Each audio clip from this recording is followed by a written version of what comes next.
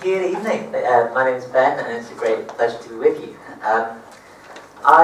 Just a little bit about me. I have a degree in medical sciences, specialising in psychology. I'm currently at UCL Medical School, about halfway through my medical school training. I also run an organisation called Christians in Science London, that helps to bring Christians in the sciences together.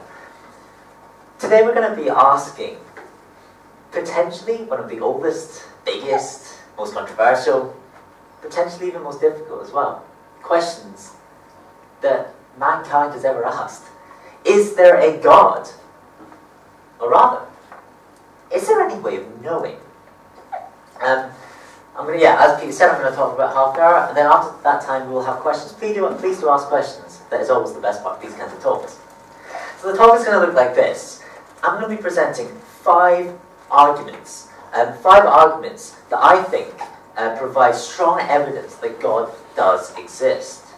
I'm going to be doing 2 from science, 1 from philosophy, and 2 from history.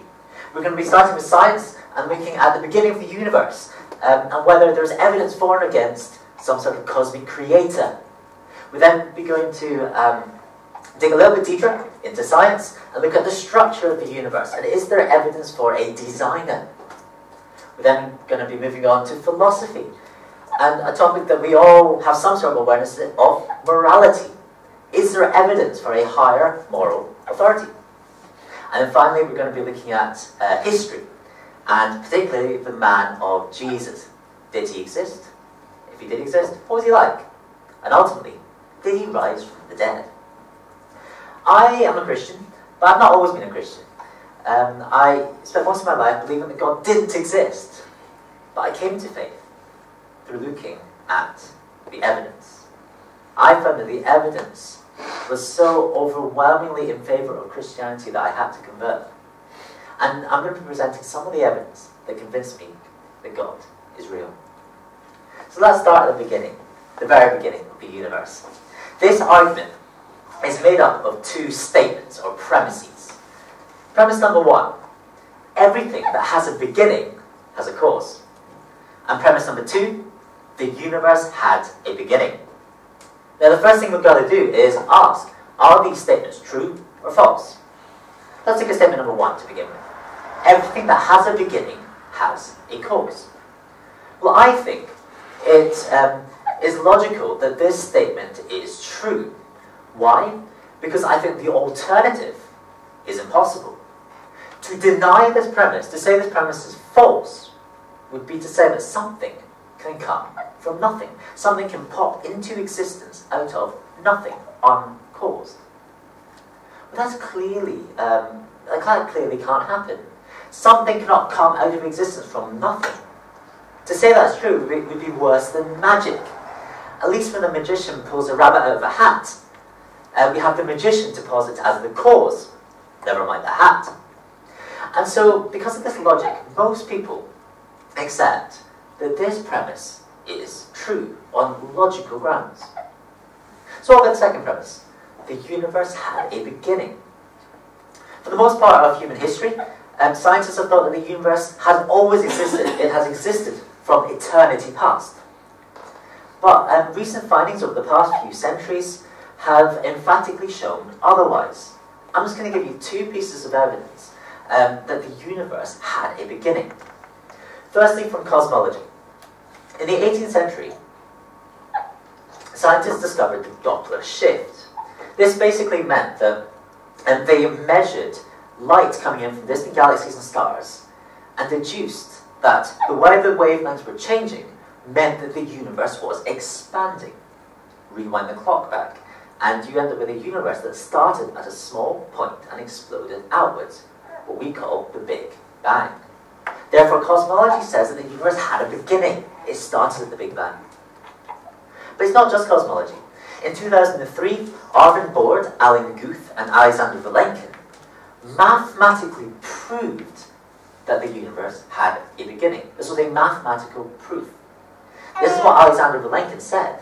It is said that an argument is what convinces reasonable men, and a proof is what it takes to convince even an unreasonable man. With the proof now in place, Cosmologists can no longer hide behind the possibility of a past eternal universe. There is no escape. We have to face the problem of a cosmic beginning. The mathematics backs up the cosmology. The universe had a beginning. So because of this kind of evidence, and others, we can be fairly certain the universe indeed had a beginning. Well, if everything that has a beginning has a cause, and the universe had a beginning, it must logically follow that the universe had a cause. The universe had something that brought it into existence. Something incredibly powerful that created everything that we can see around us. So I think there is strong evidence that the universe had some sort of cosmic cause, some sort of cosmic creator. At least I think it's far more probable than the alternative. Either the universe popped into existence out of nothing, or the universe has always existed despite all the evidence to the contrary. So that's my first argument, the beginning of the universe. But let's go a little bit deeper and look at how the universe is structured. This second argument is called the teleological argument, and it can be summarized in 4 words. The universe appears designed. If you do physics, you'll know that the universe is built on these cosmic physical constants. These are numbers that, as far as we're aware, hold constant throughout the universe and effectively allow physicists to do equations. One example would be the speed of light, 3 times 10 to the 8 meters per second. That, as far as we're aware, remains constant throughout the universe. Another example would be the cosmological constant, which drives the acceleration of the universe. Again, this is a constant as important when doing physical equations. The thing is, if you analyze these constants, you find that if any one of them was slightly bigger or slightly smaller than what it actually is, the universe would cease to allow life to exist. As the philosopher William Lane Craig put it, the range of life-limiting values for the constants and quantities of the universe is extremely narrow. If the value of even one of these constants or quantities were to be altered by a hair's breadth, the delicate balance required for the existence of life would be upset, and the universe would be life-prohibiting. It seems that someone or something has kind of tinkered with the physical constants, and they want us to live. They want life to exist. Let me explain this with a little analogy. Imagine by some very unfortunate circumstances, now I was playing a game involving a gun and a lottery ball machine. In the lottery ball machine, there are 99 black balls and 1 white ball. The balls are jumbled up, and 1 ball is taken out. If that 1 ball is a black ball, I get shot. If that is a white ball, I survive. I don't get shot. So the balls are jumbled up, and no ball, the white ball comes out, and I survive. What would I be thinking? Well, I'd probably be thinking I'm very lucky to be alive. I suppose part of me would think maybe the machine was rigged. Maybe someone tinkered with the machine to allow my survival. Now imagine that same scenario happening 100 times. 100 times the balls are jumbled, and 100 times the single white ball is removed. What would I be thinking now? Well, after the 50th time, I'm pretty confident that I would survive this. Because there would be no doubt that someone has rigged the machine for my survival. It's the same situation we find ourselves in the universe. These constants are so finely tuned that it seems logical that there is some sort of fine-tuner behind it.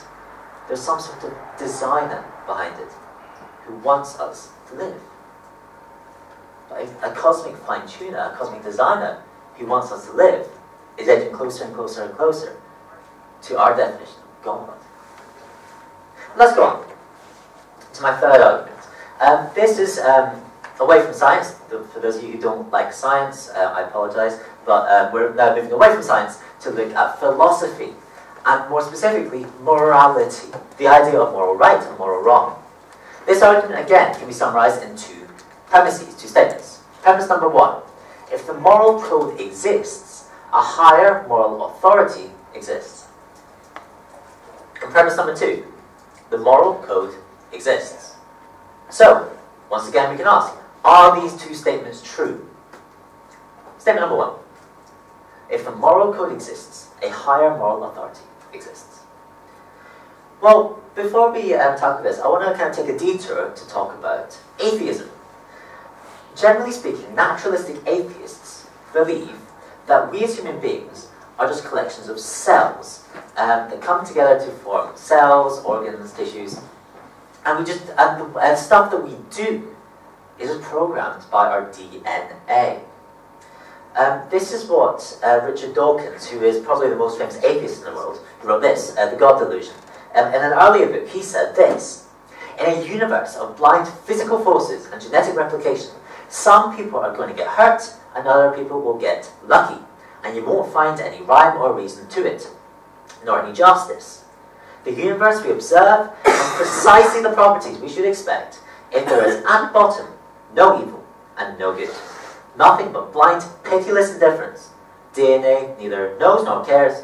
DNA just is, and we dance to its music. In a sense, I agree with Dawkins. If we are just bags of cells, we're just bags of chemical reactions, then there is no such thing as moral right and wrong. I am just doing what my DNA tells me to. Say if I killed Pete, for example.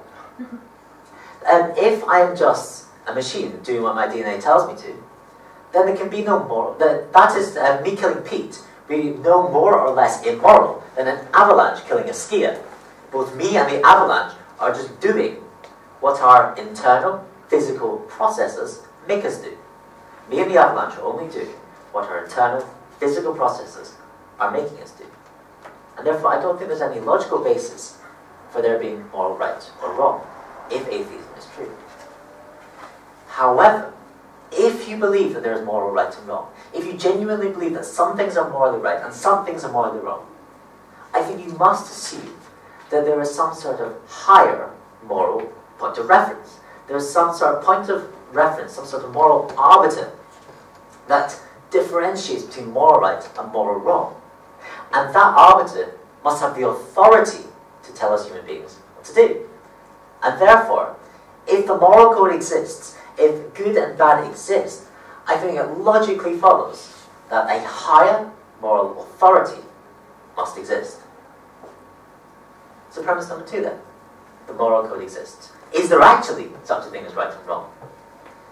Well, in a sense, this is one of the least controversial statements I'm going to put up here, because I think everyone deep down has some sort of awareness that there is moral right and moral wrong. We can debate the psychology and the philosophy behind it, but ultimately, when we switch on the television and see ISIS beheading children, I think deep down, we all know that that is morally wrong. Similarly, if we see a person helping an old lady across the road, we know that that's morally right. But I think it isn't just our psychology that can back up this premise.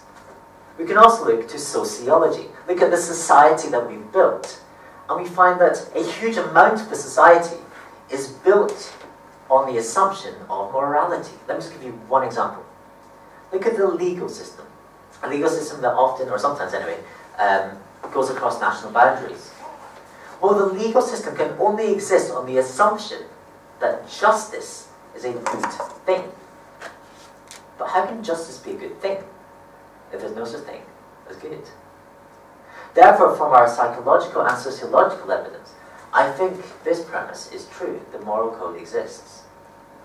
And if these two premises are true, if the moral code exists, a higher moral authority exists, and the moral code exists, it must logically follow that a higher moral authority exists. This is the difference between a deistic God and a theistic God. A deistic God is a God who creates and then just lets it run and kind of has a hands-off approach. A theistic God is a God who gets involved, who cares, and, for example, gives human beings a way to live. So I think there is scientific evidence, strong scientific evidence, that the universe had a creator and a designer who desires us to live. And there is some sort of higher moral authority. And so I want to kind of end with these last two arguments, looking at Christianity in particular. And Christianity centers centers on this figure called Jesus. And so the first question we need to ask is, did Jesus ever exist? Well, the historical profession is fairly unanimous on this. 2,000 years ago, it's basically a historical fact that Jesus existed. The emperor of Rome at the time was a guy called Caesar Tiberius. There are 9, possibly 10, trusted independent historical documents that mention Caesar Tiberius' name. There are over 40 that mention Jesus's. So the fact that Jesus existed is fairly unanimously accepted by the historical profession. As is the fact that Jesus claimed to be God. Now, if you read the Bible, you'll see quite explicit claims by Jesus to be God. For example, in John 8, verse 58, Jesus claims, "I and the Father are one." But there's also strong evidence from outside the Bible that Jesus did claim to be God. For example, the church creeds, which date right back to Jesus' death and a few years after, in which Christians basically said that Jesus claimed to be God. We also have evidence from outside the Bible saying exactly the same thing. Enemies of the church, friends of the church, and Jesus' followers all agree that Jesus really did claim to be God. If you're interested in this document evidence, please feel free to ask about it in the Q&A. So if Jesus claimed to be God, I don't think he could have been a good moral teacher.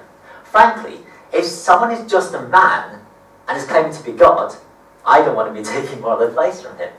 This is what C.S. Lewis wrote in this book, Mere Christianity. He wrote this: "I'm trying here to prevent anyone saying the really foolish thing that people often say about him being Jesus.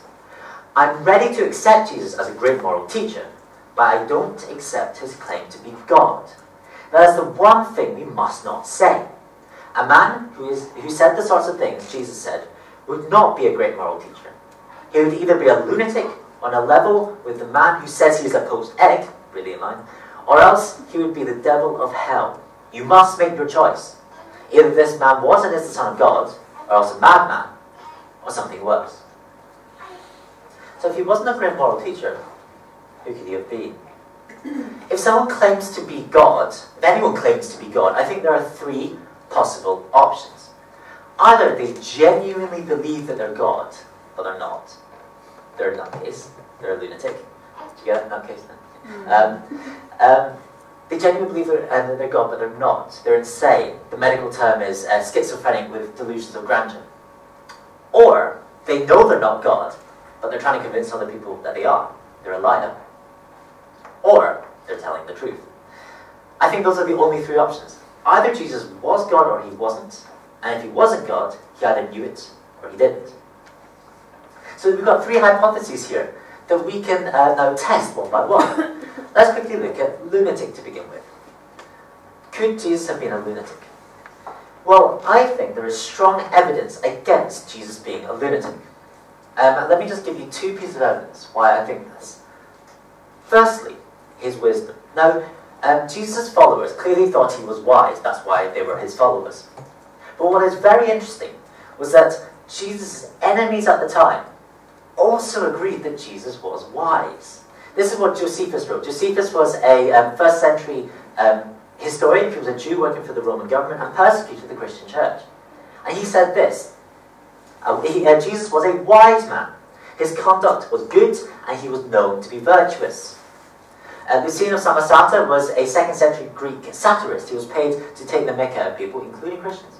And he said this wonderful phrase: Jesus was a distinguished personage. So Jesus' enemies thought he was wise. They didn't think he was insane. But I think there's a stronger piece of evidence, and that is Jesus' supernatural activities. Now, if you read through the Gospels, you see lots of supernatural things that Jesus did. He turned water into wine, he calmed the storms, he fed the 5,000. But what's fascinating is that there's lots of evidence outside the Bible that also say that Jesus did supernatural things. And Josephus again. Josephus is a very important historian, one of the most important in the ancient era. And he says this: "About this time there lived Jesus, a wise man, if indeed one ought to call him a man, for he wrought surprising feats." The Babylonian Talmud is a collection of Jewish rabbinic sayings, and they were very anti-Christian, anti-Jesus. But this is interesting. The Talmud claims that Jesus practiced sorcery. But think about that for a second. That means it agrees with the Gospels that Jesus did supernatural things. They disagree on the explanation behind it. The Talmud posits evil, the Gospels posit good. But on the facts, they agree. Jesus did supernatural things. And therefore, I don't think Jesus could have been a lunatic. I don't think he could have been a madman just going around declaring that he was God and genuinely believing it. He may have been a magician. He may have been going around doing magic tricks. But then we put him in the category of liar rather than lunatic. But on the evidence, I don't think that Jesus could have been a lunatic. Let's turn to liar then. Could Jesus have been a liar? Well, again, I think there is strong evidence that Jesus wasn't a liar either. Let me just give you two pieces of evidence. Firstly, the fulfillment of prophecies. In the Old Testament, there are over 300 prophecies about God's promised Messiah. Every single one was fulfilled by Jesus. These include things like Jesus would ride on a donkey into Jerusalem. He would teach in parables. He'd be silent before his accusers. This has led some to say, well, maybe Jesus read the Old Testament like a script. He didn't know it after all. However, most of the prophecies Jesus could have had no control over if he was just a man. For example, he would be preceded by a messenger. He'd be born in Bethlehem. He'd be betrayed by a friend. On the cross, the soldiers would gamble for his garments. He'd be buried in a rich man's tomb. Something weird's going on here. Jesus could not have staged this. As the theologian Roger Carswell put it, Jesus is the only man in history whose biography was written before he was born. But I think there's a stronger piece of evidence. A stronger piece of evidence that Jesus wasn't a liar. And that's this. The final argument. The resurrection. This is the argument that Jesus used when he was asked, "Give us a sign that you're God." He replied effectively saying, "I'll rise from the dead. That will be the proof that I'm God." So, did he?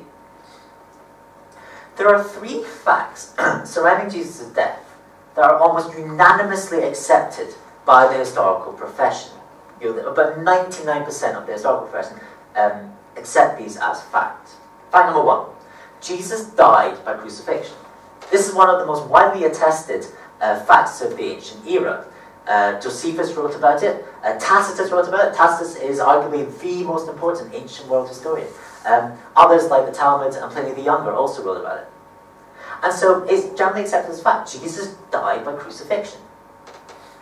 Fact number two. Jesus' followers genuinely believed that they had seen him risen. One can imagine how they would have felt. Their leader was dead. It was strung on a cross. And they feared for their lives. They thought they were next.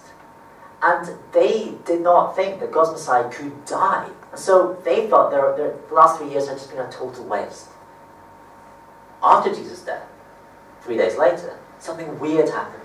They all converted to Christianity and went around proclaiming not only their faith in Christ, but also the claim that they had seen the risen Jesus. In fact, they were all willing to die for it, and most of them did.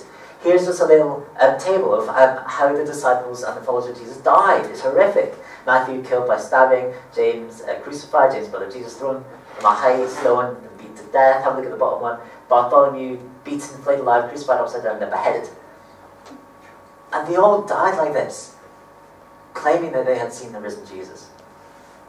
And I think they must have been pretty certain of it if they were willing to go through this part. So that's fact number two. Again, the historical profession generally accept this as fact. Fact number three.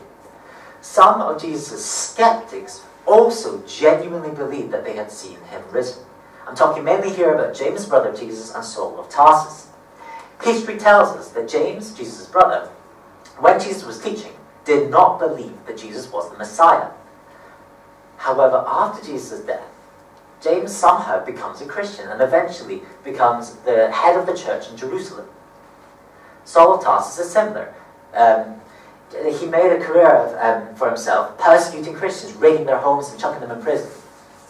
After Jesus' death, Paul somehow converts to Christianity and becomes the most influential Christian preacher since Jesus. What happened?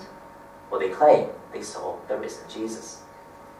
There have been many attempts to explain away these three facts, that the disciples stole the body or that the appearances were hallucinations. But as far as I'm aware, I've met no theory that can fulfill all three facts. None at all. Other than what? Jesus really did die, and then really did rise from the dead, vindicating his claim to be God. And so those are my 5 arguments. I think there's strong evidence from science that there's a creator and designer behind the universe. I think there's strong evidence from philosophy that there's a higher moral authority. And I think there's strong historical evidence that Jesus was God in human form and proved it by rising from the dead. And so as I end, I'd like to end on a kind of different question. Why doesn't God make himself more obvious? You see, I think this evidence is strong. But if I were God, I could make it stronger. I could have the stars spell out, God exists, or have made by God written on every atom. Why doesn't God do it? Well, the reason I think is because God is not, his aim is not simply to prove his existence. It's more than that. Jesus didn't come to earth just to say, hey guys, God exists. Jesus came with a message. And the message was this, that God, our creator, created human beings perfect, with a life of no suffering, no evil, and no death, and gave to them a kind of framework by which, if they lived, they would live a perfect life. But we as human beings rejected it and turned our own way. The Bible calls that sin. And that led to the life that we see around us, the life of evil, of suffering, and of death. 2,000 years ago, Jesus came to earth and died on a cross, taking our sin upon himself, and with it the judgment that we rightly deserve. He gave us the gift of forgiveness, which, if we accept, means that we can not get judged, but instead make it to eternity in paradise with God. How do we accept the gift of forgiveness? Jesus taught us to repent. That means to turn from our way of living and say, I want to live life God's way. I want to live life in relationship with God. I want God as King in heaven, and therefore I will have him as King on earth. And so, let me end with this. Could you accept Jesus? Could you accept Jesus into your life? We'd love you to take away these copies of Luke's Gospel. These are a trusted historical biography of Jesus. Have a look at it. It's free book. Have a look at Jesus for yourself. We've also got these great study guides over there, which go through some of the main points in the Gospel of Luke. Again, these are free. But let me ask you, could you accept Jesus? I did. It changed my life. And it can change yours too. Thank you for listening.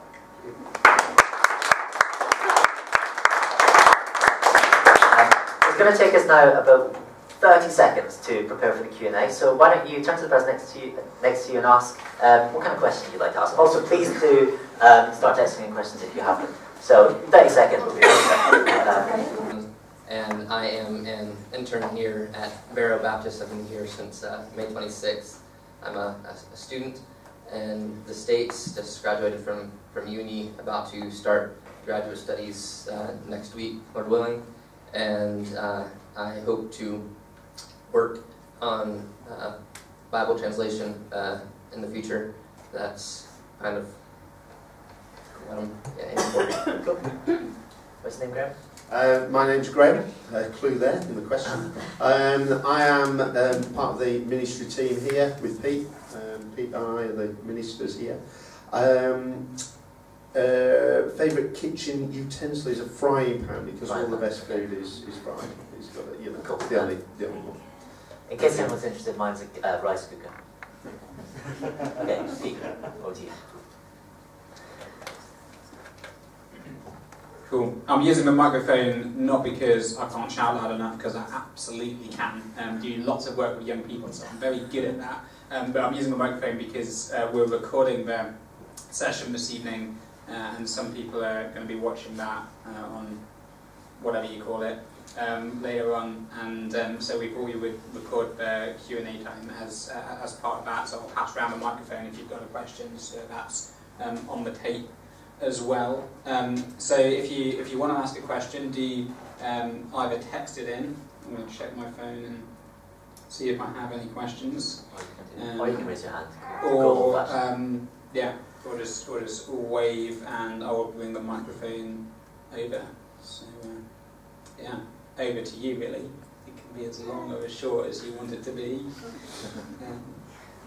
Obviously, like tonight, what Ben's talked to you has been a very rapid tour of some quite complex information, and Ben's very familiar with it. I'm less so, and you might be in that same spot.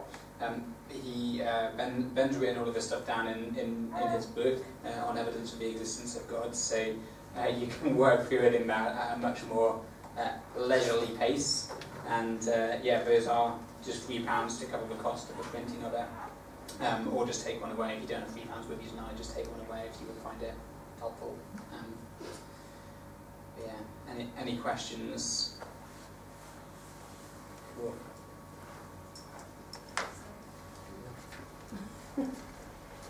Hi, I really enjoyed your talk, particularly the first 3 arguments, but starting with the first 3 arguments, I mean, I enjoyed the logic of all 3, but in all 3 I totally disagree with premise 1. So starting with the cosmological argument, if I can start with that one. Sure. Your premise 1 was every beginning. Everything that has a beginning has a Everything that has a beginning has to have a cause. Well, and then you referred to the Big Bang, basically. Well, isn't it the case that effects having to have causes needs to happen within time? Mm-hmm. You would say that? We'd agree with that? Go on. Because a cause always precedes an effect. Otherwise, I don't know how you distinguish between a cause and an effect. Sure. Okay, so this is a good question. So this is the question about, sorry, that bottle war, of atemporal causation. So your question is, do you have to have time in order to have causation? Yes. And the answer to that is no. Right. This is so, something. yeah. Then I'll so come back. this is something that Descartes tackled quite nicely. You can have temporal causation. You can have a cause preceding its effect. But you can also have simultaneous causation. Let me give you an example. Imagine you've got a big heavy ball resting on a cushion, and it creates an indent in the cushion. What's causing the indent is the ball. Imagine that, hypothetically, imagine that that cushion and ball system had existed from eternity past. I mean, it could, but the ball would still be the cause of the indent.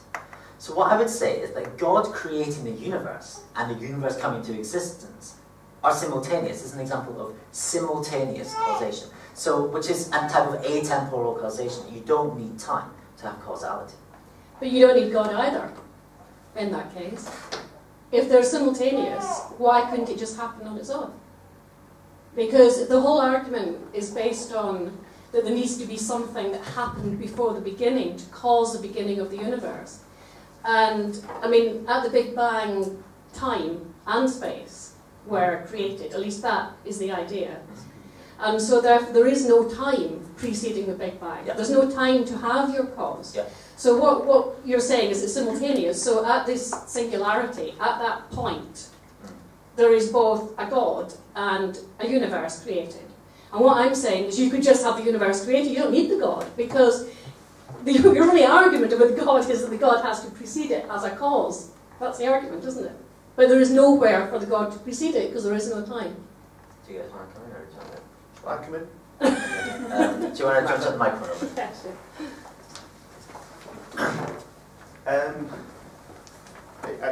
I've got to confess here, right? There's people here with bigger brains than me.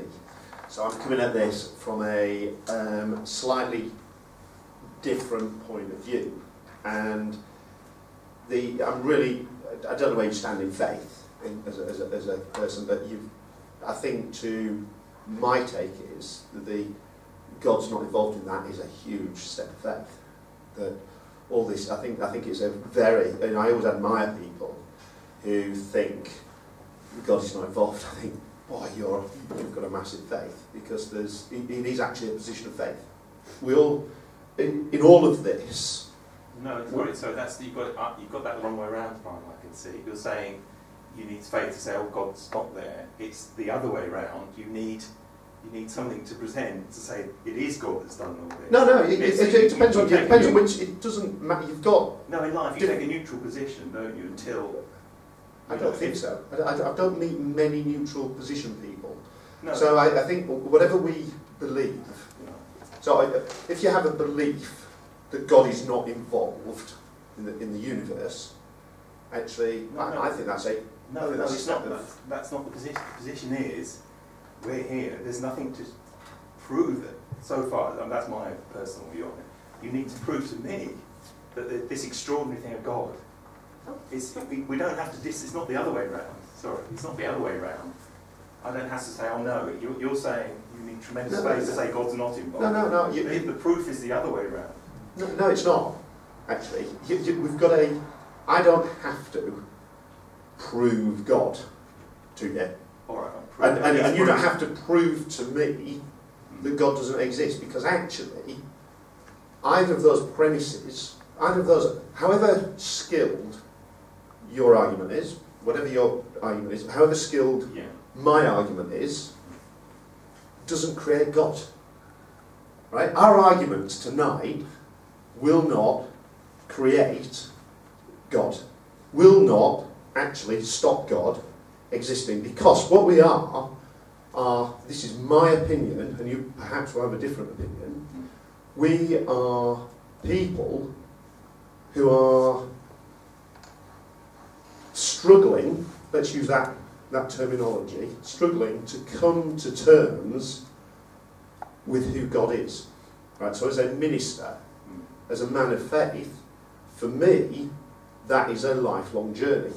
Okay, so what I know about God today is slightly more than what I knew about him yesterday, and is significantly more than what I knew about him when I was 35. And what we have is all of this. I love it. I think it's really, really brilliant. I think it just extends the mind. I think it's really good, but actually I think it's all academic, because it does not actually bring God into existence or not. That is your personal view. So I have a personal view that God exists, and that is a position of faith, based on the fact that actually quite a lot of those arguments are quite convincing for me. I quite like them. Equally, somebody else can have a view that God doesn't exist, is also a position of faith.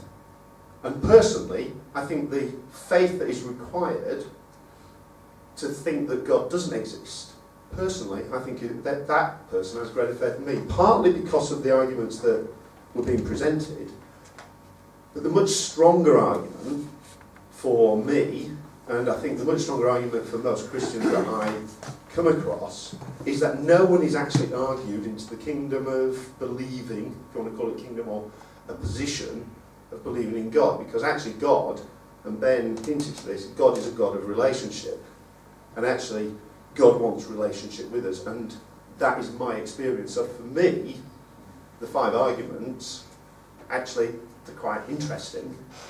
But actually, the real argument for me is the relationship that God makes possible with me, and that I have personally experienced. Do you guys want to come in on that? And then we have got other hands, so maybe if you just come in. Sure, yeah. I'm sure we can come back on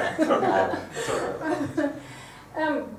Well, but isn't the whole point of the talk, and as I understand it, about the organisation Christians and Science, is to try and look at the evidence for God from a sort of scientific point of view. So that's what we're talking about tonight. Yeah, fine. I accept that. But the point is, at the end of it, we cannot create God or discreate God by the strength or otherwise of our of course arguments. you can. No, of course you can. I mean, I think that's a slightly different thing, but you know, well, just suppose just to throw it into the mix. I mean, what we're saying, both of us saying, I think, is that, you know, you don't believe in fairies, you don't believe in the Loch Ness Monster, you know, you don't believe in anything supernatural unless you've got some evidence to at least suggest that exists. And I'm saying I've been interested, but I haven't been convinced by premise 1 of the first argument that Ben has said. And that's where we're coming from, isn't it? Can I just, there's two points that were raised there that I'd like to quickly tackle if I can. Firstly, this idea that the burden of proof lies with the Christian. That's a very unscientific way of looking at it. Ultimately, science, and I'm a scientist, science is it's not about a theory meeting an arbitrary level of evidence. This is enough evidence for us to believe it. It's about looking at all the possible theories and saying which one is most likely, based on which one has most evidence in favour of it. The reason why we think that general relativity is true is not because it's met an arbitrary level of evidence, because there's most evidence in favour of that compared to the other theories. So I would say that saying that the burden of proof lies with Christian is unscientific and nothing else.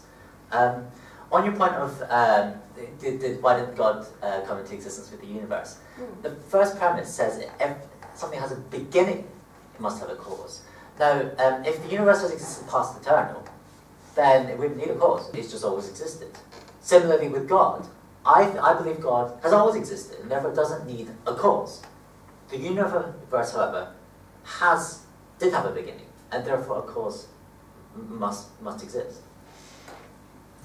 Yeah. Shall we move on to other people? Yes. Other people will get this, but That's why people there's a question, there's a hand over there. Yeah.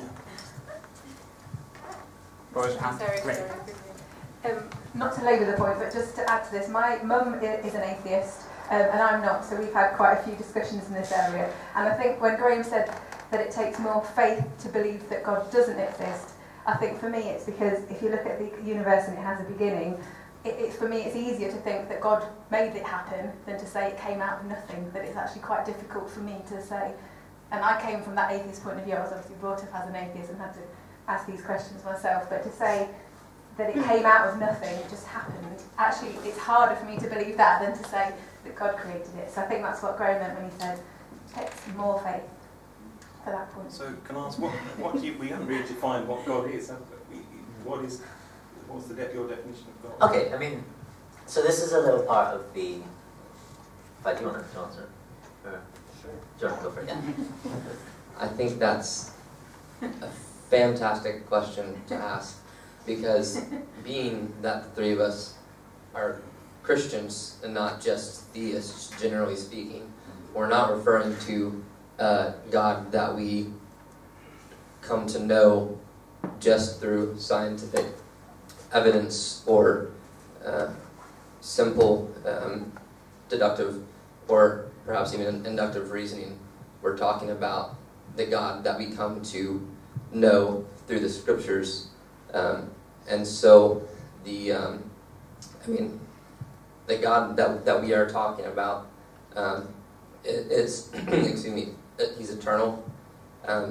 He's perfect. So right, in Romans 1:18 through 20, it says, "For since the creation of the world, God's invisible qualities, His eternal power and divine nature, have been clearly seen, being understood from what has been made, so that man is without excuse." And so when we're talking about God, like eternal power, he's divine. We're talking about a God who, according to Leviticus 19:2, he says to Moses and the Israelites, "Therefore ye shall be holy, for I, the Lord your God, am holy." So we're talking about a holy God, an eternal God who does exist outside of time. We're talking about a God who loves. Exodus 34:6 and 7 talks about it, and it says, the Lord God, compassionate and gracious, slow to anger and abounding loving kindness and truth. So we're talking about an eternal God, holy God, a perfect God, a compassionate God, and we're also talking about a just God who has intentions for the world which we believe he created, and we find this, and once again we're deriving our understanding of God from the scriptures, and like Mike 6:8 talks about What does man require of you? But to do just, to love mercy, and to walk humbly with your God. And he desires things like justice because he himself is just. So, and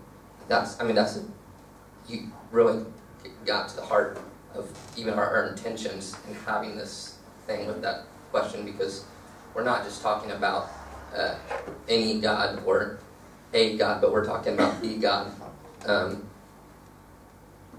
of the Bible. Yeah. Fair question.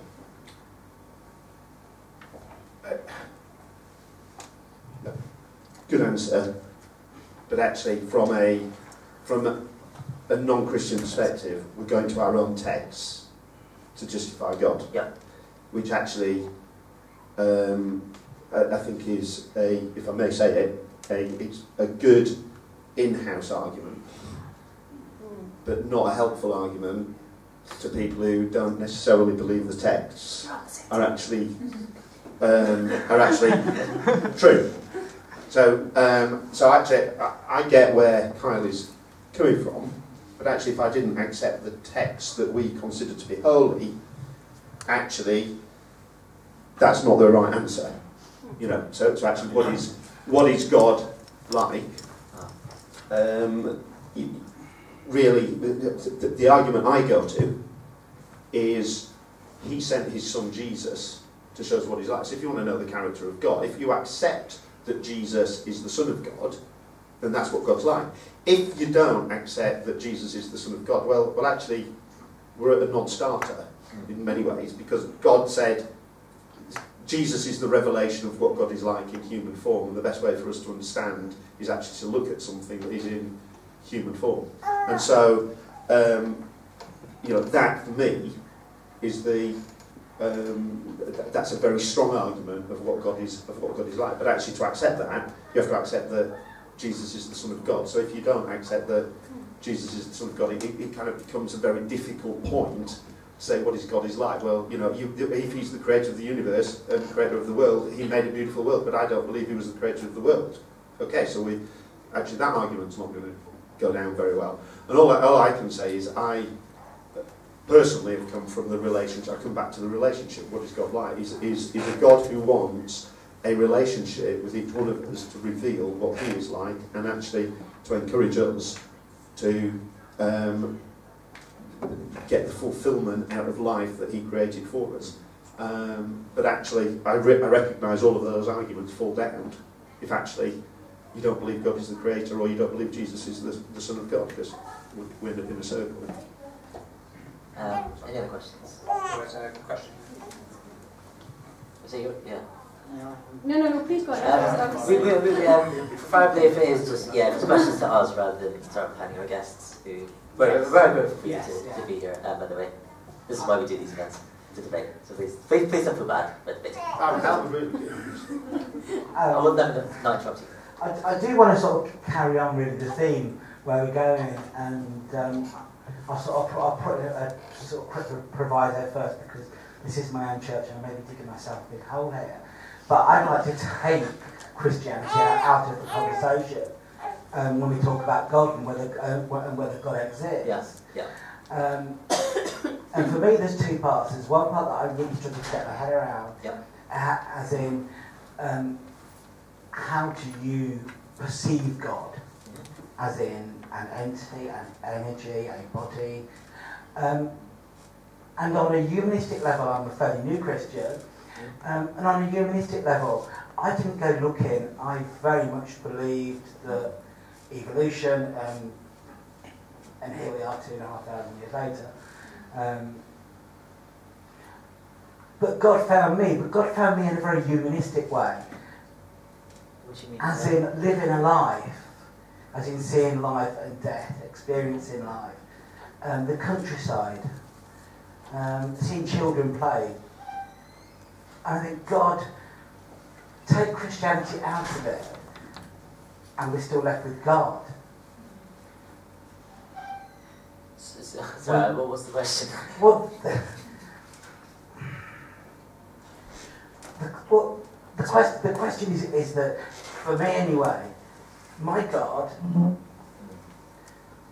of God, but how I perceive my God is a God of love for everyone. Okay, I kind of see where you're getting at. So, You see where I'm coming from here. And we experience God by experiencing life. Okay, then, so the question is... So first part of the question, how your perception of God? That wasn't the question, sorry. Sorry, the first part of the question was, what is your perception of God? And what's the second?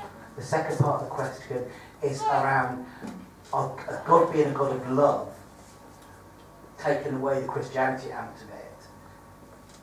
Okay. Is that we experience God by experiencing life.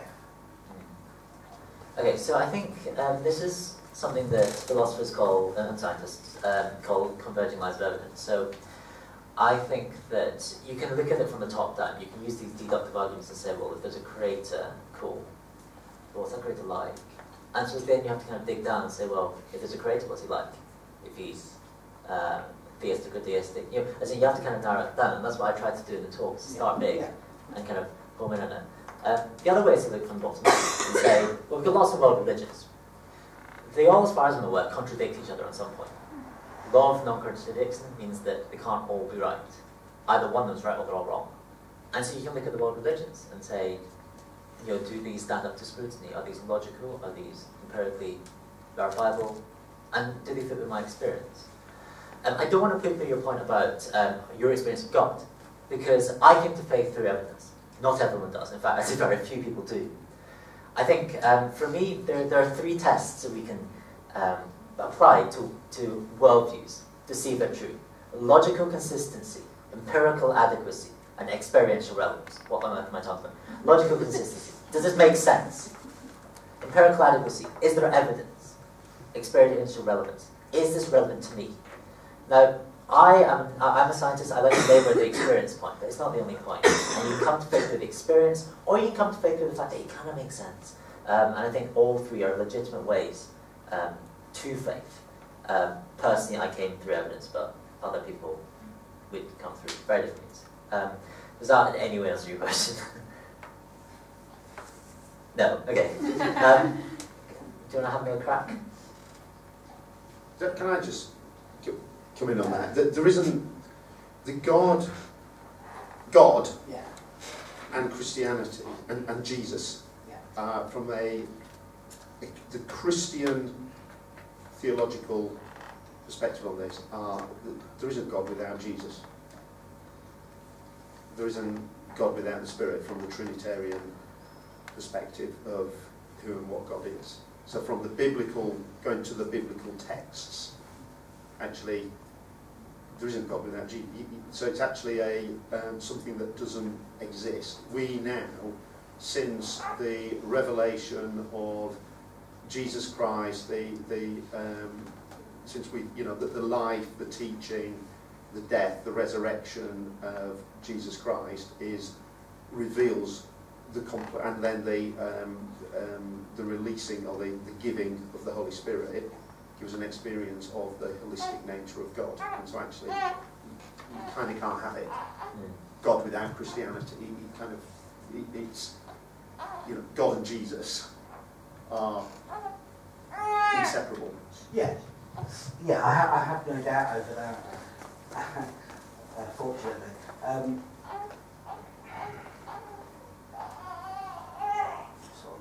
Lost for us. Do you want to go to another question? Okay. Pete, do you want to? Or does anyone else have another question along this line, or completely, like, if it's like unrelated, then great. Many years ago, as a non-Christian, I started to wonder what life was really about.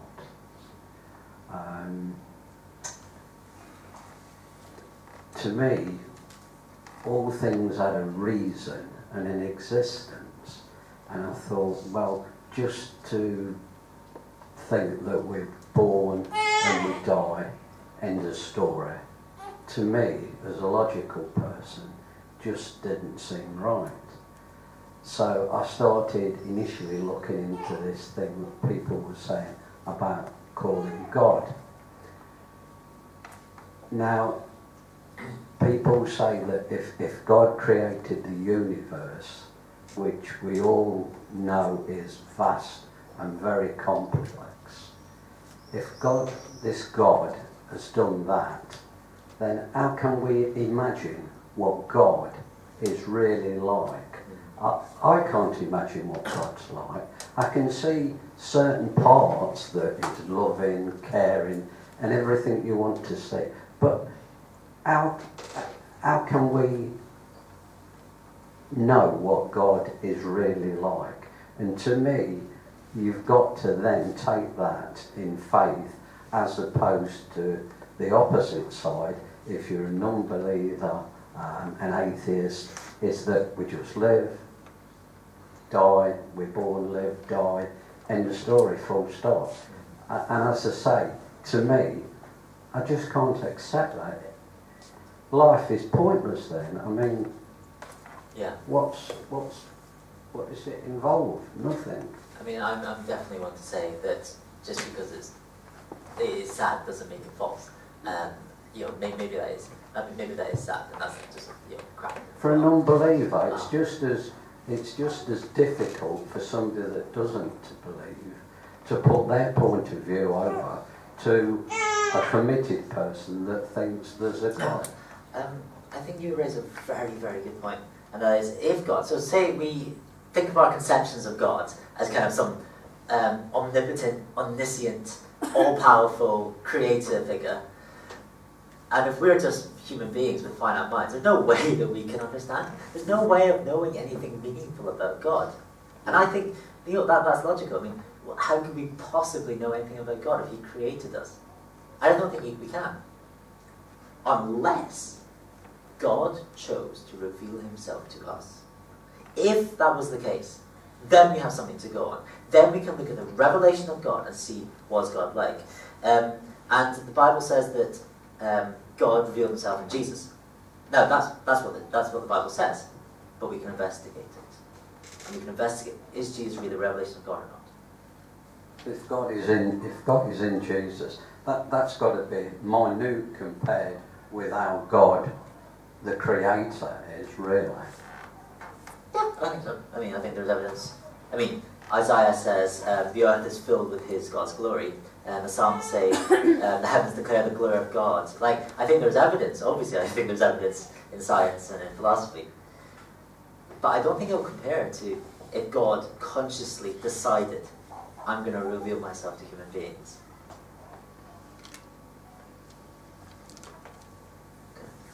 Perhaps Jesus should have been more spectacular. More spectacular. Cool. Yeah, love to get some more questions. Love some really good. Totally different one. I'd love some really grilling questions for the guys. Actually, I don't want them getting an easy ride tonight. So please, anything that's really anything really testing for them, please, would be great. Mine wasn't testing; it was just on a different topic. Thanks. Can I ask about the moral code? Yes. I was thinking of past experiences, like if you do something bad, you'll get punished, or if you go on this weird, dodgy website, your parents will shout at you. If you know that, if you commit a crime, you see you on TV, but you go to jail. Doesn't this go against? Do you think these past experiences go against the moral right or wrong, that you know that you will be punished if you do something that your parents or whoever thinks is wrong?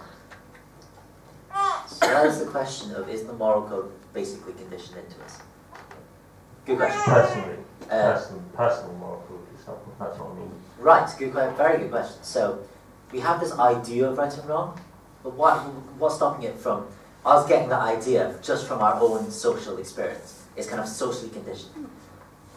So I think, and I write about this in the book in more detail, but in effect, there are two kind of big ways, I think, of explaining away the moral code. Saying we have this awareness of morality, but we don't need a higher authority. And one of those is just socially conditioned into us. But I think that doesn't work on scrutiny. The reason why is this. We know what a socially conditioned code looks like. We call it a social code. For example, it's a social code that I don't walk into girls' bathrooms. I know that because my experience says that there will be consequences for me and for the people around me.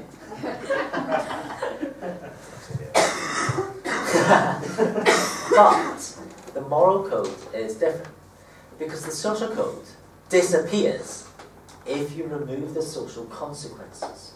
So if, for example, I was working in the church, and at the end of the day all the doors are locked and the last person left, then me using the girls' bathroom, there'd be nothing wrong with that, because the social consequences have disappeared.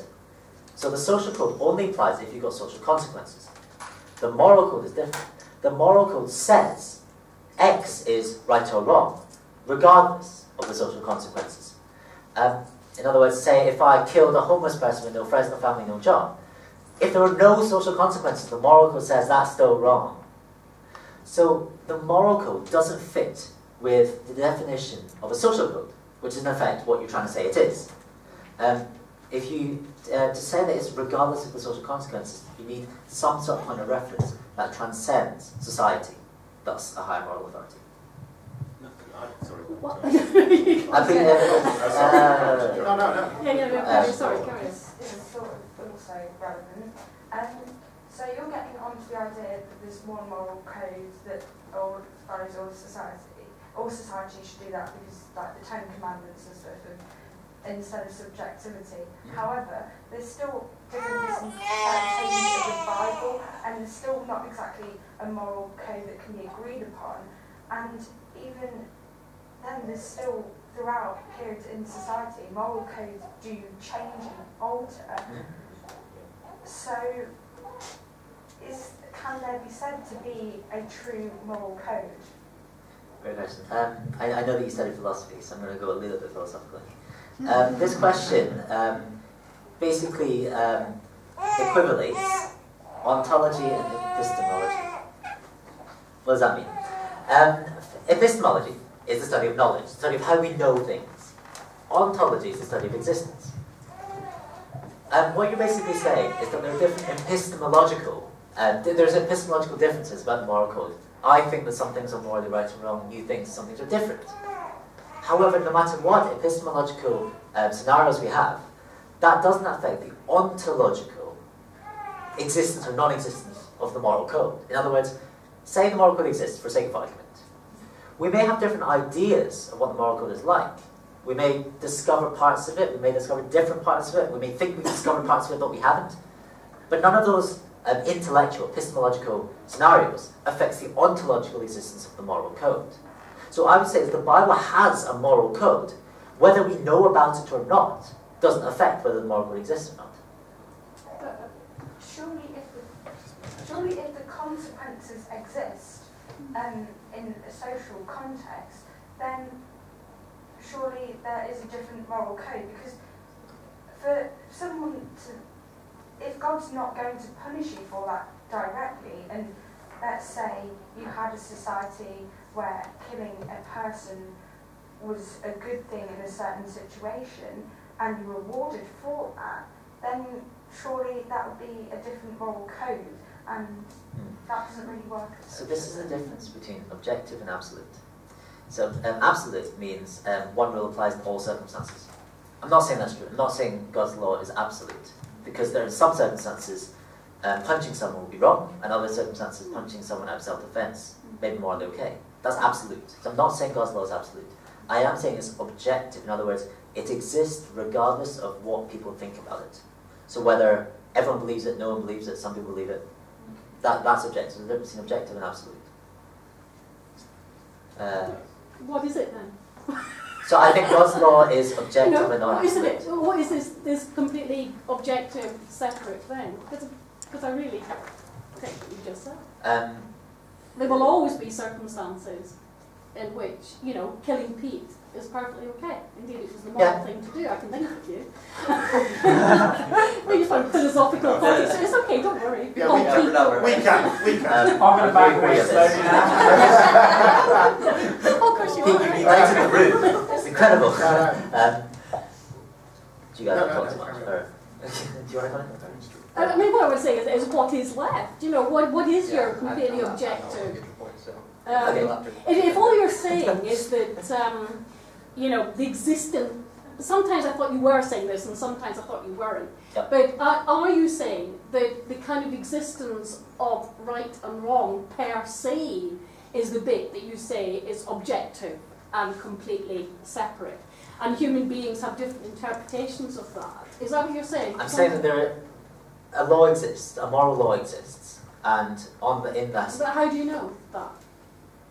Because I think there's evidence that a moral authority exists. No, stop right there. No. Because your premise one was a moral code exists, and that requires a higher authority, right? Yeah. Now, I'm saying, what is this moral code that exists? Because as has been stated, you know, it varies incredibly over different societies and certainly throughout time. So you're picking up on premise 2 rather than premise 1. Premise 1 you agree with, the idea that I don't agree with any of the premise 1, so I couldn't have I forgot what it was, but I certainly wrote down that I didn't agree with it. Okay, maybe so moral code exists. That's the one I don't agree with. Yes, that's premise. Okay, so the moral code exists. So I think there is evidence for that premise. And regardless of moral authorities, just ignore all that. Moral code exists. There is actual moral right and actual moral wrong. It's objective, not absolute. It's not. So what's the evidence? So what's the evidence for that? So I think. I was premise 2. Sorry, you're right. Yeah. Okay. Let me try this quickly. So I think we as human beings. So I think the evidence for it comes from. So I have a degree in psychology, and I think that the psychological evidence is strong. Human beings have this idea that something's right or wrong. Like that we can agree on. We have some sort of idea. Now, whether it's true or false, the fact is, the idea is there. We have moral right and wrong. So we can then ask, where did that idea come from? Where does that notion, that kind of abstract notion of right and wrong come from? I think there are 3 options. It's evolved, it's socially conditioned, or there's a higher authority. You can think of others, but I mean, would you be happy so far? Okay. I would be happy with that, yeah. So, I would say it's evolved. So, so we can analyse them in turn. Evolution is something that I studied in depth. Basically, evolution and the moral code, I think, are logically incompatible in the sense that evolution basically selects characteristics that enable the person's DNA the animal's DNA or plants to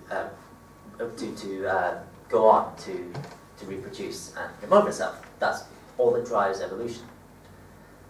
The thing is, a lot of the moral code that people have an awareness of, a lot of the moral code that people think about, violates natural selection. It violates self-preservation. For example, if I was walking down the street and there was a pond and I heard help coming from the pond, and there's no ladies flashing around, my moral instinct would be to jump in and save her. I'm really bad at swimming, and it would violate my self-preservation. But yet it's somehow programmed into me. And therefore I think that there are certain parts of the moral code that go against natural selection and therefore could not have been evolved. No. I mean, evolution is not about self-preservation. I mean, as you say, it's about the most effective and efficient means of reproducing DNA. Yeah. And one of these ways of reproducing DNA is to have solid societies where people help each other, particularly when they help relatives who have very similar DNA, for example.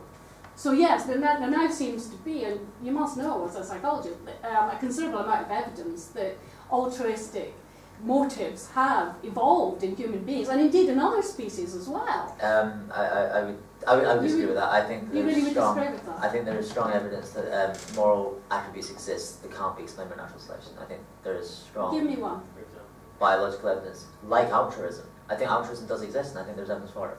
I absolutely agree that altruism exists, but it's evolved for the reasons that I just said, because it forges stronger, more stable societies, which therefore survive longer and therefore reproduce more, etc., etc. Or at least, you know, Okay. I don't know that this is a fact, but I'm putting it to you that this is a possible solution. I mean, that denies your logic. I would contest that. I would be repeating myself. We've got another question. But yeah. Well, it's not really a question, it's a commentary to what I've heard so far this evening. I think Benjamin's message this evening to us is to challenge us to consider the possibility of the existence of God. And from my simplistic outlook in life, this question is very straightforward. Either God exists or he doesn't. And I think when it comes to the definition of God, of course it varies from individual to individual, from religion to religion. But I think the common denominator is that God is a being that is supernatural. And according to the Bible, for once, it says that in the beginning, God made the heavens and the earth. So it ties in very well with the Big Bang Theory, that the whole universe, as we appreciate it or we don't, came from God. Now, we can argue about evolution, we can argue about philosophy. As in the case of, we can argue about gravity. I can say to myself, I don't believe in gravity. You may believe in gravity, you may not. But if you were to walk out of a building, you feel the effect of gravity. If you don't wear the right parachute from a height that requires one. So coming back to the earlier point I want to make is, if God does exist, yeah? If God does exist, in some ways it doesn't matter how we perceive it, because the reality is always out there. And that's food for thought for me. Can we try to keep that as questions if we can? Can I just come back on that? I think if we have this premise, don't we? Either God exists or it doesn't. That's it, right? And you know, the end of debate, really. That's what we believe. However, what we believe doesn't actually, I've said this before, whatever you might sincerely believe doesn't actually affect the truth. So the actual reality is not impacted by what I believe or what you believe. Right? It's just as it is. And so, coming back to the point that you're making, if God does exist, just take that for a moment, and this is the reason why I'm a Christian, is if he does exist, I'd kind of like to know what he's like. And if he does exist, I'd like to discover what he's like, and actually it becomes quite important, if he exists, to find out what he is like, and that has driven my personal journey of faith, is a desire to know what God and what the purpose of God is, what his plans for the world, for the universe are. I know it's a very simple way of doing it, but I can't do these, the philosophical end of things, but it's a, you know, that's... so can I ask, what convinces you that you say you're convinced that God exists, aren't you? You're absolutely convinced. Yeah. So what? No. Let me fess up here. I'm a Baptist minister. I'm the minister in this church. Am I absolutely, totally, 100% convinced that God exists? I'm on film. No, I'm not. Right? I'm allowed doubt. I'm allowed. If we don't have doubt, we are never going to be on a journey of going deeper in knowledge. Because all we do, without any doubt, we stand where we are. And one of the things that, and if I may go to what we consider to be the scriptures, actually, as we read through the scriptures, some of the great people of the Christian faith were doubters. And what happened, and that's me, so I am a doubter. And then what has happened throughout my personal experience is that actually, oh yeah, that doubt I had, actually, it's no longer a doubt, or a new doubt comes in. So I came to faith very late. So I was 35 years old when I came to faith. So I've only been, I'm 54 now, so nearly 20 years in faith. Went down the other routes, you know, and actually got to a point. And if you want to call it a crux, by all means, you know, it was. I was there. I was journeying through life, father of 4 kids, successful business career, all the pressure of that, and began to go to church. So why I started going to church, I don't know. Probably because when I was a kid, My mum and dad took me. When we had children, we started going to church. You know, socially programmed or whatever it might be. My parents weren't Christians, but went to church. It is possible. It's, then came to a point where I realised that for me to really explore what God was like and it kind of says it on the tin, it needed a step of faith. Because actually, I had to open myself up to the possibility that God existed, and I had to open myself up to the possibility of what that might mean 24/7 in my life. And I did that. I opened myself to God and had an experience of God walking with me, had an experience of the purpose of life went deeper, a peace in life went deeper. It was, and I realised, and as I'm now looking at all of the, a lot of the arguments that have been put forward, I just find academically interesting. For me, the clincher is a personal relationship with God. I know God exists. I know my wife exists. I know God exists. That's through going into the personal relationship. And so what that has done, and I might be off my trolley. I might be just one crazy guy. I've given up, business. I've given up all sorts of things, and now I'm a minister. Something about you're crazy. You just going. It's just a crutch taking you through life. But actually, it's not. And if we go back to, I thought one of your best arguments, and you go back to, and there's a great book. I don't know if you've read it. It's called Who Moved the Stone? Morrison. I'll give you it. Fantastic book, written in the 1930s. A lawyer, was really hacked off with Christianity. Had enough. It's complete farce. It's completely false.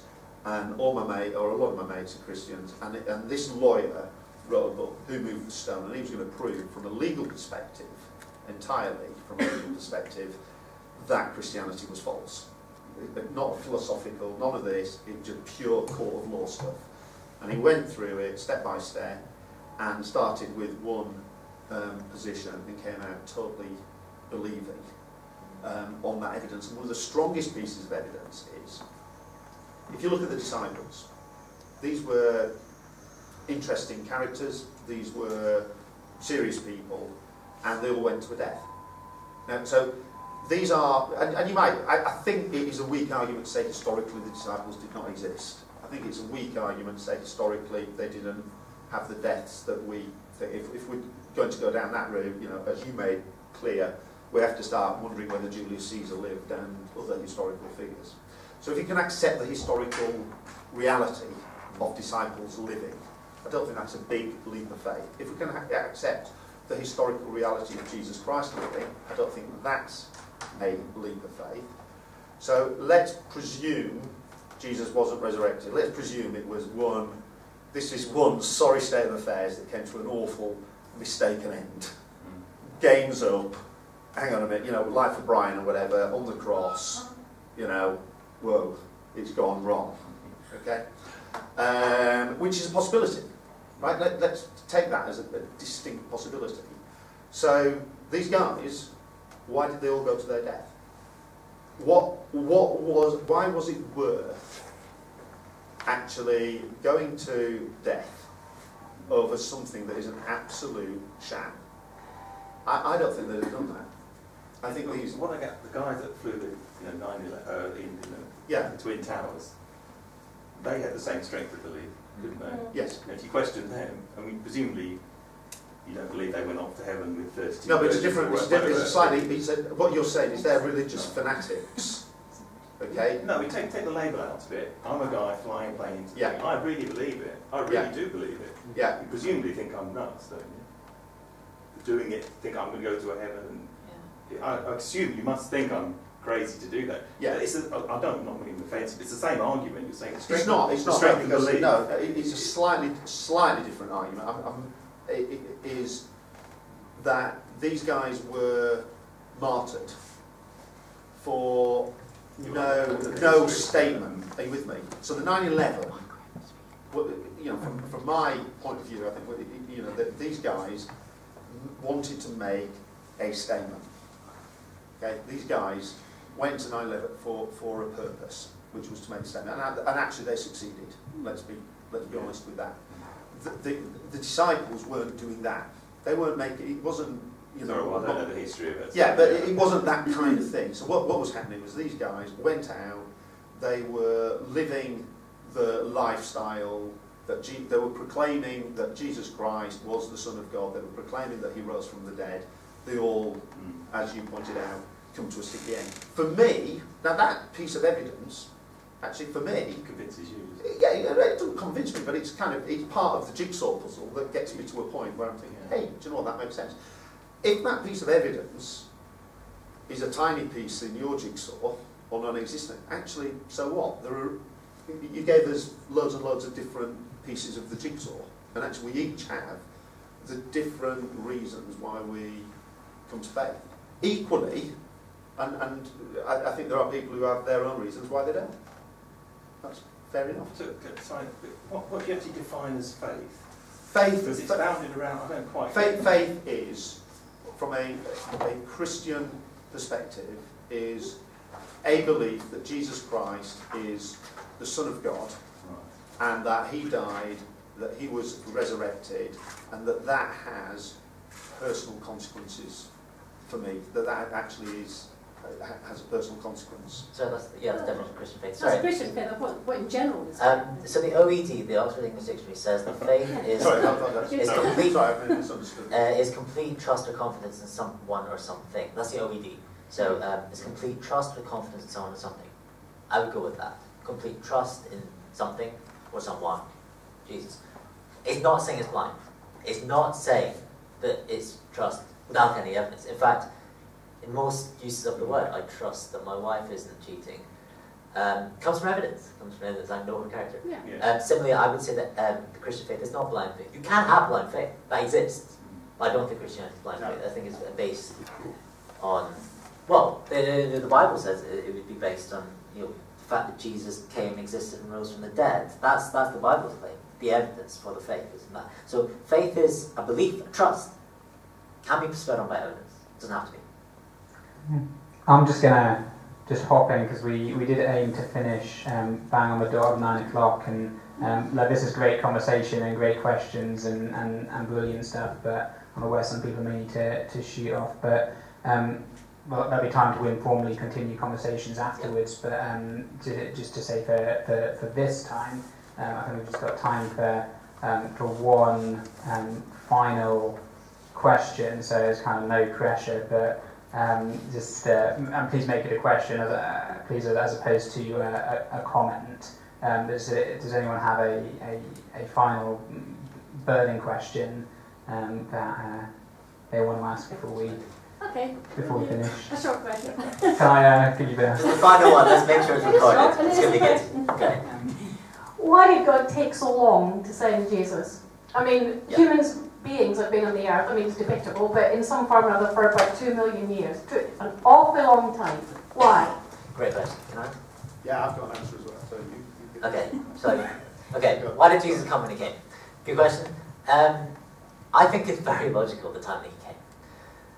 If you go into anthropology, about 1%, no less than 1% of the people who've ever existed on the earth existed before Jesus due to the explosion of population. So the vast majority of people who have ever existed, got to hear the message of Jesus. Also, as it got to as he existed after, so they had Jesus in the past. We also know that the Roman Empire, it was the kind of start. The zero AD was kind of the start of kind of writing as a kind of common means of communication. So you had the oral culture, which meant that the disciples were used to transmitting things orally, but also had to write down, so they didn't have to go around with a notepad all the time. We also know this was the dawn of the scientific method, and the idea that we could rigorously test stuff. And you've also got the idea that this was the Middle East was at peace, which is rare before or after, and so Jesus could walk around for a bit. And also we've got the idea that the Roman Empire made interconnection and travel of knowledge and news very easy. I genuinely think that you couldn't have picked a better time to come and tell the world that God exists. What about all the guys before, though? even if they were less than 1%. Well, unfortunate for them, though, isn't it? I mean, I'm not There gonna is say- I mean, we don't have time for the theological I know. discussion about that, but no, there is a point to be had there, which I won't go into. I just want to echo everything. That was that's what I wanted to say. I'm a historian. That was my background. That's what I studied historically. It was the moment, the Pax Romana, the peace, the Roman peace, not just peace in the Middle East. There was this period almost unparalleled ever since. You know, a big peace across the whole of the Roman Empire. There was the roads, there was the communication, there was all the points, and of course, Israel, Palestine is at the crossroads. Asia, Africa, Europe. You know, actually, you know, do we know the mind of God? Of course we don't. All we can do is wonder why that time, in that place. And for me, do you know what? That makes good reason. For you, might not. But hey. So we give lots of comment. Sorry. Yeah, no problem. And just the purpose and the question that you stated, was it under the assumption or the understanding that the Bible had nothing to offer for people before Jesus? Well, I guess so. Or really, the way that this conversation has gone. Talking about faith in Christ. And indeed, something I think Ben said along the lines of, you know, we were presenting the framework for a perfect life, and if only we could follow that framework, etc., etc. Sure. Well, people before, you were putting forward Jesus as the figure to follow. I mean, I'm not, but. So under that hypothesis, I'm saying, what about all the people before Jesus? And not to mention the ones that are here now, but I've never heard of them because they're born into another religion, I don't know, the middle of darkest Africa. Sure. But leaving that one aside, perhaps, what about all the people before Jesus? It won't be coming early, you know. Yeah, why did it come a bit earlier? If that was the main deal. Yeah. You had to hang around until we invented the Roman Empire. I mean, that seems to me frankly a bit bizarre. May I have your permission and everybody's permission to answer this from the Bible, since it is specifically related to the Bible? Well, you can have permission. All right, thank you. The thing is, according, just to clarify what as Christians we hold to, we hold that all people, if they are saved, like when we say saved, meaning on good terms with God, having righteousness of their own. So if somebody's going to be righteous, according to the Bible, at all points in times, it comes by faith. And so people prior to Jesus could be righteous, could have salvation according to the Bible by faith in God. And so prior to Jesus, like for example, Genesis 15:6 says, then Abraham believed God, and it was credited to him as righteousness. Yeah, but Abraham's an awful lot later than the people I'm thinking about. What you're including people who believed in Zeus and all the Greek pantheon of gods? Are you including people who believed in animism? You know, which was the case for hundreds of thousands of years. Yeah, are we talking about belief in any specific God? No, we're talking about belief. Belief. You said belief in righteousness. In God. No. Why? So the question was, why did Jesus come when he did? Yeah, that wasn't right. The reason why the question was asked was because it would seem that if Jesus is the only way that we can be saved, and the only way that we can have hope in this life, then everybody prior to Jesus was damned. Yes. But according to what the Bible teaches, that's not the case. And so to ask what would have happened to people prior to Jesus according to the Bible, but you can't use the Bible to answer that wouldn't make much sense. So that's why I'm trying to see, according to the Bible, people prior to Jesus could have salvation. But getting back to the point that I think both of them, there was a good like historical reasons or different facts that expedited the telling of Jesus, and then Graham was talking about how we believe, and we can't really know the mind of God to an exhaustive extent, but for example, Acts 2:23 says that Jesus came by the predetermined plan of God. The predetermined plan and foreknowledge of God, literally, is what it says. So, it was in accordance with God's timing. Can I start a little footnote to that, and then probably end it there. So the question is, basically, what happened to the people before Jesus? Christianity claims that Jesus, at the cross, gave humanity the gift of forgiveness. But that gift of forgiveness wasn't just for the people at that time. The reason why we're here is because we believe that it resonated into the future, and that we can have that gift of forgiveness. I also believe it resonated into the past as well. They could have the gift of forgiveness. In Hebrews 11, there's a big long list of Old Testament characters who had faith. The assumption is they were saved. They did go to heaven.